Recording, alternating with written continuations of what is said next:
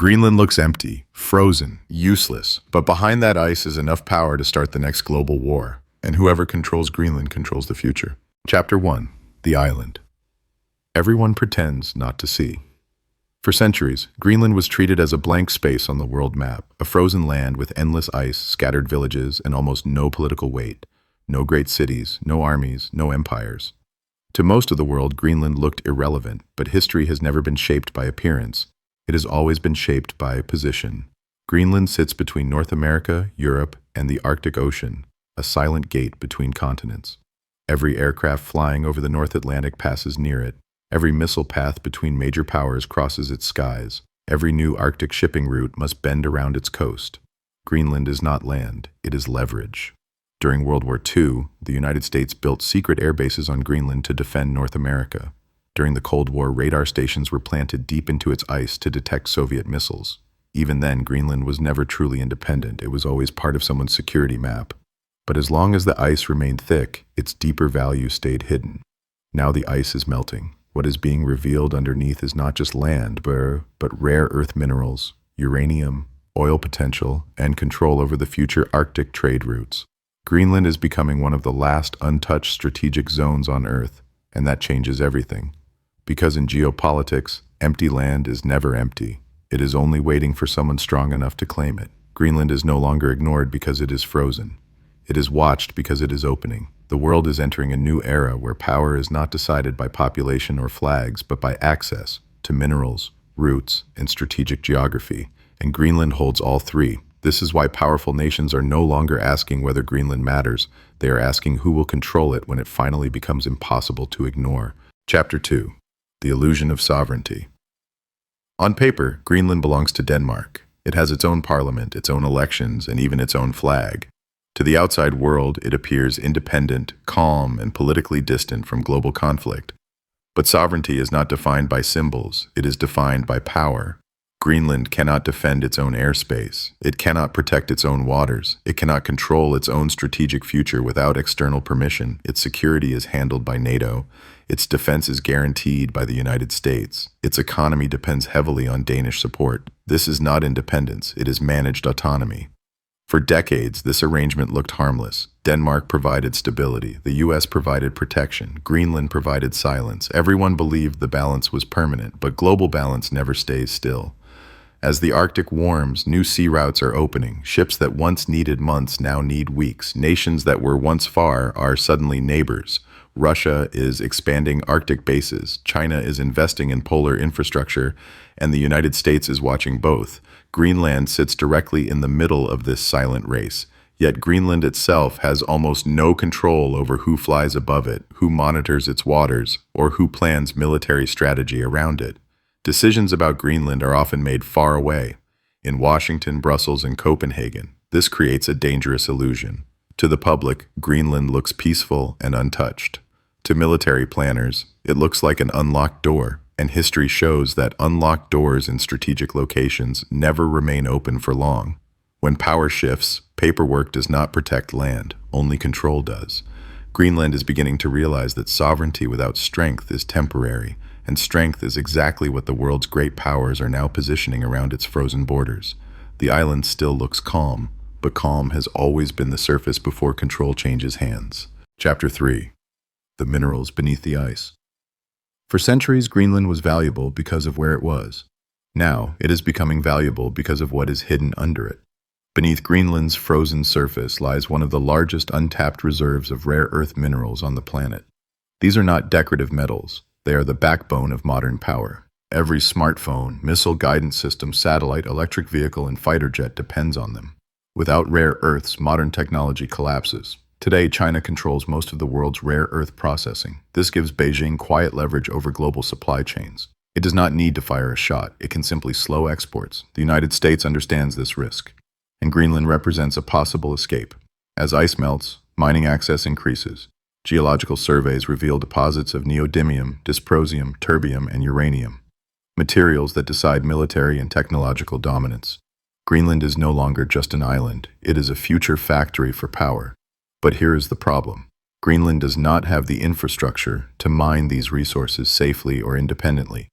Any serious extraction requires foreign capital, foreign technology, and foreign protection, which means foreign influence. Every mining contract becomes a geopolitical decision, every drilling permit becomes a strategic vote, and every foreign company becomes a quiet political actor. Greenland wants economic freedom, but economic freedom tied to foreign resources creates new chains. The island now faces a cruel paradox. To become independent, it must invite powers that will never leave quietly. The ice is melting faster than Greenland's political readiness. And while the world speaks about climate change, military planners are reading geological maps.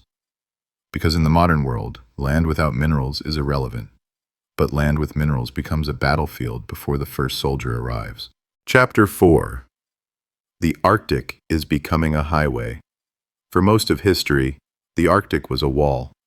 Now it is turning into a road. As polar ice melts, new shipping routes are opening across the top of the world, routes that are thousands of miles shorter than traditional paths through the Suez or Panama canals. Routes that cut fuel costs, time, and military response windows. Whoever controls the Arctic controls the future map of global trade, and Greenland sits directly in the center of that map. From Greenland, aircraft can monitor North America, Europe, and Russia. Submarines can hide beneath its waters. Satellites rely on stations built on its frozen ground. Early warning radar systems already exist there, watching for missile launches across continents. Greenland is not just land, it is a listening post for the planet. Russia knows this. China knows this. NATO knows this. China has already called itself a near-Arctic state. It has invested in ports, research stations, and infrastructure across the polar region. Not for science, for positioning, Russia has militarized its Arctic coastline, reopening Soviet-era bases and deploying new missile systems. It understands that future wars will not begin in deserts or jungles, but in ice. The United States cannot afford to lose this chessboard. If Greenland falls into the economic orbit of China or the military shadow of Russia, the entire northern defense line of North America becomes vulnerable. Missile detection times shrink, naval access widens, strategic surprise becomes possible. Greenland is not about owning land, it is about controlling time. Time to detect threats, time to respond, time to survive. This is why American leaders speak carefully in public but calculate brutally in private. Because once the Arctic becomes fully accessible, neutrality will no longer exist. And Greenland will no longer be able to pretend it is just an island. It will become a front line. Chapter 5. The price of saying no. Greenland is not powerless, but it is also not free. On paper, Greenland governs itself. In reality, its economy depends heavily on Denmark, foreign investment, and outside markets. Its population is small, its infrastructure is fragile, its political margin for error is... Chapter 6. The real meaning of dangerous real estate. Greenland is dangerous because it is not measured in square kilometers, it is measured in consequences. Whoever controls Greenland gains early warning over North America, dominance over Arctic airspace, and leverage over the fastest opening trade routes on Earth. As ice retreats, shipping lanes emerge that can cut weeks from global supply chains. Control of those routes means control of time, fuel, and economic pressure. But geography is only the surface. Beneath Greenland's frozen ground lie rare earth minerals, uranium, zinc, and strategic metals essential for missiles, satellites, electric vehicles, and modern weapon systems. These are not consumer resources, they are military resources. The nation that controls their supply controls the pace of future technology. This is why Greenland sits quietly inside every serious Pentagon and NATO projection map. It is also why China has already attempted to enter Greenland through investment, infrastructure, and mining partnerships. Not with soldiers, with contracts, not with flags, with financial influence. And this is what makes Greenland dangerous, not because war is inevitable, but because leverage is irresistible. Leverage invites pressure. Pressure invites reaction. Reaction invites escalation. Every great power conflict in history begins not with gunfire, but with territory that suddenly becomes too valuable to ignore. Greenland has crossed that line. For Denmark, it is a responsibility it may not be able to defend alone.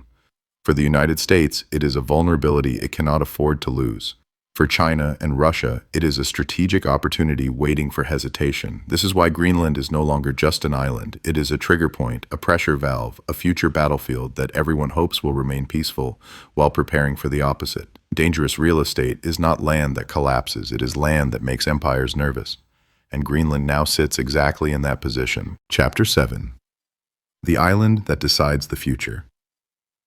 Greenland will never be invaded with tanks. It will be claimed with agreements, investments, pressure, and silent understandings made far from public eyes. History teaches us this pattern clearly. Strategic land is never taken suddenly. It is absorbed slowly until one day the world realizes the balance has already shifted. Greenland now stands at that moment. The ice is melting faster than political patience. Technology is advancing faster than diplomacy. And the race for resources is accelerating faster than international law can adapt. The United States does not want Greenland, it needs Greenland, because in the next century, power will not be measured by population or borders. It will be measured by access to minerals, access to routes, access to early warning, access to positioning. Greenland offers all four. This is why future historians may look back and say the real struggle for Arctic dominance did not begin with warships or treaties, but with one controversial idea that the world laughed at: buying an island. And if the United States does not secure Greenland, someone else will influence it, quietly, patiently, permanently. That is why Greenland is not dangerous because it might cause conflict. It is dangerous because it decides who controls the future before the future arrives. And now the question is no longer whether Greenland matters. The question is who will be standing there when history finally notices. If you found this hidden chapter of geopolitics valuable, make sure to subscribe to The Hidden Chapter, like this video, and share your thoughts in the comments, because history is never written by those who look away.